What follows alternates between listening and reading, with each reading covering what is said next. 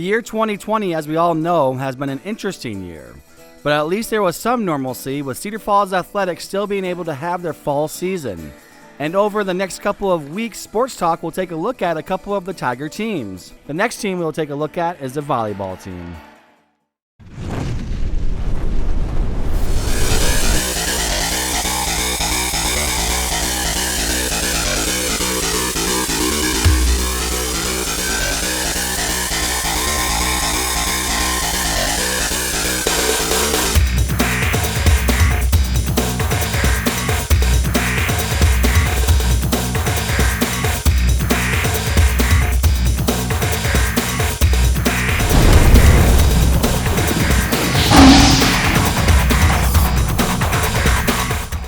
It was just 1 year ago when the Tiger volleyball team was down at the U.S. Cellular Center getting a championship win. Fast forward 9 months later, and the 2020 team was just thankful to have a volleyball season. Yeah, it's awesome. I mean, you go from not knowing whether you're going to get a season to not knowing what a season's going to look like or how long it's going to be. The one thing we've spent a lot of time talking with these girls about is just embrace everything you get. The fact that you get to go practice with 13 or 14 of your best friends every day, the fact that you get to play matches with fans in attendance, the fact that you get to put on the uniform for your senior year, all those things are things that more than in past years we don't take for granted, and we appreciate the fact that we're even getting to do some of those things. It's amazing because going into the season, especially with COVID, we really didn't know what to expect. And so to be able to be back where we were last year and the year before and showing that there's been no drop off in the program, we've been able to live up to high expectations, it's really, really exciting. The Tigers were able to play a total of 32 games, having an outstanding record of 25-5, heading into their Class 5A regional tournament. The Tigers were supposed to play Fort Dodge the first round, but the Dodgers had to forfeit due to health reasons. The Tigers were headed into the regional championship, taking on their metro rival Waterloo West Wallhawks. And the Wallhawks beat a good Cedar Rapids Prairie team the round before. The Tigers came out strong in the first set, getting a 25-17 win, but on the second set, the Wallhawks adjusted their gameplay. Yeah, you know, we wanted to play, especially because this is a nervous environment, and so it's tough to not have that regular flow, and this is a little bit more like what we've had the past few years, where we finished our regular season, had like that 9-day layoff, and it's always a little bit ugly at first, and it was a little bit ugly tonight. The Tigers ended up getting the win with a 3-set sweep, becoming once again the Class 5A regional champions and heading to states.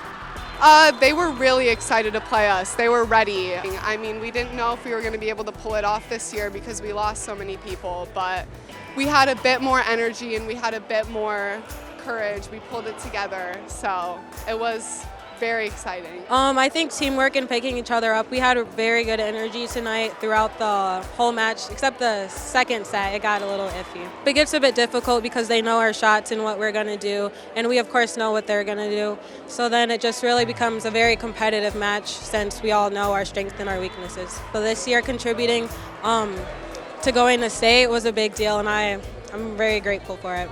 Coach Johnson always talks about how we need to turn defense into offense because every time that there's a ball that we don't know if we need to kill on it or not, he's like, just get it over, trust your defense, because we have good defense. So that's something we've had to change a little bit from the past because we've been so offense heavy, but this year defense has really been our strength, and I'm so proud of how these girls have stepped up, especially our hitters, because we have a lot of defensive players that are hitting, and they're doing a great job, so I'm really proud of all the girls.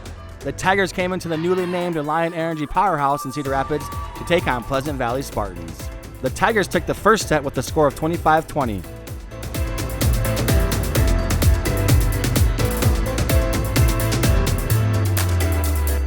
But the Spartans brought some strong hitting on the next 3 sets to finish the Tigers and bring an end to their season. But there are a lot of positives to take away from their 2020 season. It showed how persistent we are and how we're able to overcome obstacles, like not having a super dominant hitter like Keisha Brown or like Lainey Yates, and having to find different options that we didn't really have in the past. And yeah, just showing how we can battle with the biggest teams, because we're not super tall, we're not big teams, so just showing that we're really, really persistent. You know, it's tough anytime you lose, and so yeah, it's a tight match, and you can look back on it, and you know, every point you lose that the other team wins is actually a 2-point swing, because it's one you could have and they end up with, and so it's pretty easy to find some 2-point swings here and there, and in both directions. But you know, talk about a pretty awesome season from this group of kids who we didn't think they'd have it, and you know, we told the girls every week we told them to count their blessings. The fact that they're on the court practicing, playing with teammates that they love, and not knowing whether you're going to get 2 days, 2 weeks, 2 months.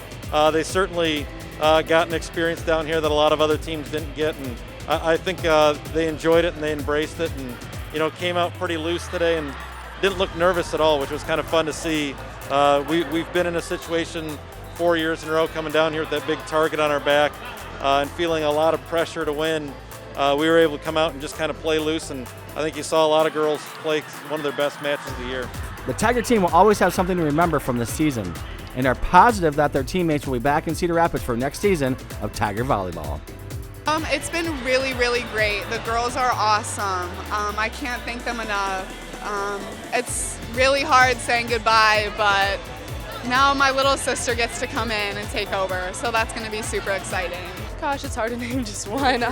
They're all super sweet, and they all, we play for each other. It's not every person out on the court, it's a team, and that's what I've really loved these past 3 years on this team. I have no doubt in my mind that next year there's not going to be any drop-off in the program. We're going to be right back here, right back to where we are now, and hopefully even further.